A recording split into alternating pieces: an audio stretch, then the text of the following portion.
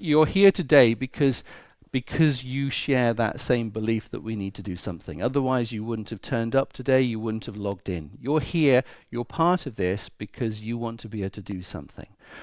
So we have to understand how our landscape's changing. And I've been working with companies all over the world for a bit too long, but my hair wasn't white when I started doing it.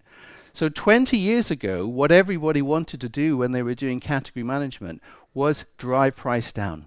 In fact, companies that were good at it, and not many were able to apply category management to deliver step change, 10, 15, 20, 40, 50% reductions in price. That was what you did.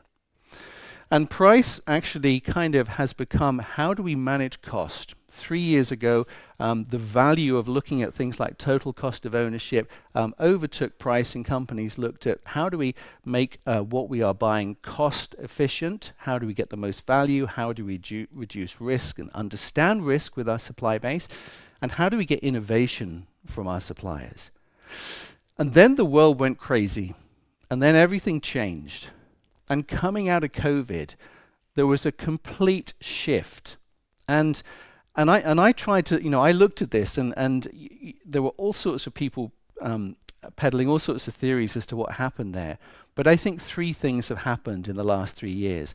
The first, security of supply suddenly swung into the spotlight, not only from the supply chain impacts we saw during the pandemic, but Russia's invasion of Ukraine made us all think, whoa. Supply chains are volatile. We can't rely on this thing called globalization to give us whatever we want, whenever we want, from wherever we want. Suddenly we need to think about this. The second is everything got more expensive. And the third is sustainability became a thing. Now, 20 years ago, and the reason that I set up the business that I now run was I thought sustainability in the supply chain was the next big thing that companies all over the world would want to do.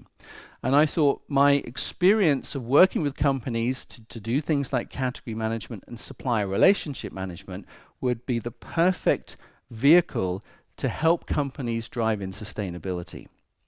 And everybody said, that's really lovely, but can you come and help us save some money? Can you come and help us get more from our suppliers?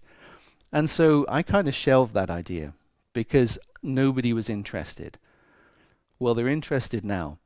And you don't have to wear sandals and be a hippie to be in the boardroom talking about sustainability anymore, because you're getting listened to. And that's a big, big change.